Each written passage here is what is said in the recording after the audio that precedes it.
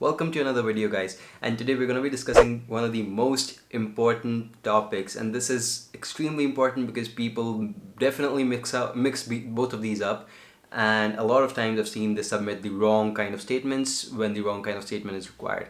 Okay, it's really important to get these right because when the committee is reading your statement of purpose, they should have what they expect in the statement of purpose and not something else. That's irrelevant, right? So all these things will be very, very important in your admissions process. We're going to be comparing the statement of purpose and the personal statement. Both of them are slightly different and their purpose is also slightly different. Most universities will not ask you for a personal statement or a personal history statement, but in most cases they'll ask you for a statement of purpose. Okay, and a lot of times you will see that universities interchange these names as well, so be sure to make this check that you're looking at the instructions that the universities are giving you, that these are the things that we want you to include. Still, if there's relatively less instructions, this is what you should go forward with, and this is the standard way. It's the standard we've been using for the past few years as well, and I'll tell you, this works magically well. It's been tried and tested, so you can go ahead and use this without any doubts. Okay, so three major differences, and within these three differences you'll know everything you need to know. Okay, number one, in the statement of purpose, you'll be talking about your goals, your future. What is your purpose? Why are you applying to this program? Well, in order to do that, you need to tell them that I'm at point A today and tomorrow I want to reach point B, right? And this is really, really important. You need to map out your goals. You need to tell them that this is where I want to get to. This is what my, purpose is for this degree, why I'm applying, okay? Now, as for the personal statement, you'll go over and you'll talk about your past. That's where you explain your past, what are your experiences and all of that. And again, we'll get into that in a bit. Okay, so the number two difference is, why do you want to pursue this program? And this is from the statement of purpose. This is what you need to mention in the statement of purpose. Why do you want to pursue this program and this program only? Why no other program? And your answer should be very, very clear, should be clean, it should be crisp, and try to keep it concise and short. Why, again, I'm not saying that you have to answer these by, writing separate paragraphs, but it should be there in the draft. Okay, why you want to pursue this program is important. The thing on the personal statement, however, is they're expecting you to tell them who you are.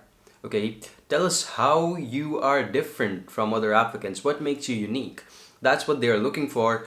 How will you add to the diversity of the classroom? And that's what you need to answer. Okay, now a few tips for the statement of purpose, and then I'll go over a few tips for the personal statement.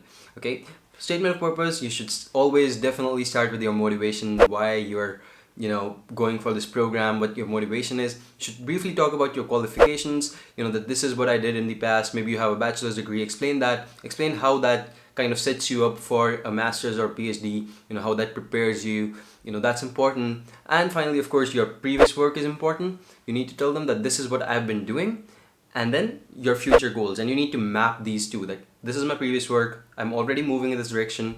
If I take up this program, I'll just be much more faster, and I'll be able to get to my goal much more faster, and I'll be much more advanced in a relatively short period of time.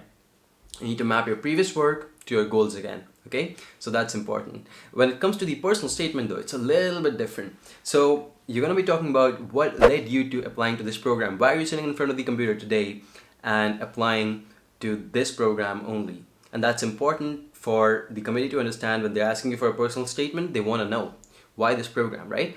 The next thing they want to know is why this field is important to you. Basically, when I say why this program, first off, that's according to your history. What experiences have you shared in the past because of which you're sitting in front of the computer applying to this program today, right? And then you go on, you tell about why this field is important to you as well.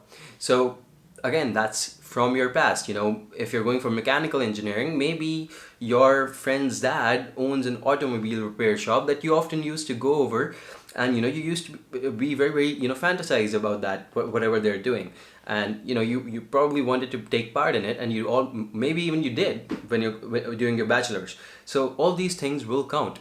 Okay, tell them about your personal experiences, your past, how things led to this day that you want to go for this program.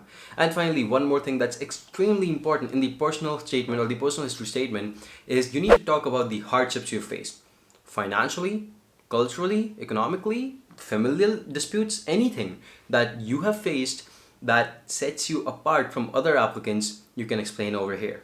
That's important. You can also explain if you've had some issues with your CGPA, maybe your CGPA was a little bit low, maybe you got a few backlogs. What was the reason? Maybe you were hospitalized, maybe you couldn't even take the test. So all of these things you have to explain in the personal statement. I hope I made these two clear. I already have individual videos. I believe for the SOP I have a couple more than the personal statement, but you'll find individual videos where you can find more information regarding these, and you can really be clear about how to go ahead and write these for yourself. If you'd like my help, I can definitely do these for you. All you need to do is go on to yamgrad.com, go ahead to the services tab, and you will see that we have some services that you would be definitely interested in. Okay, everything is on the website. Apart from that, I hope that this video helped you. These tips are really golden. I want you to remember them when you're drafting your drafts. Okay, and thank you so much for watching. Have a good day. Bye.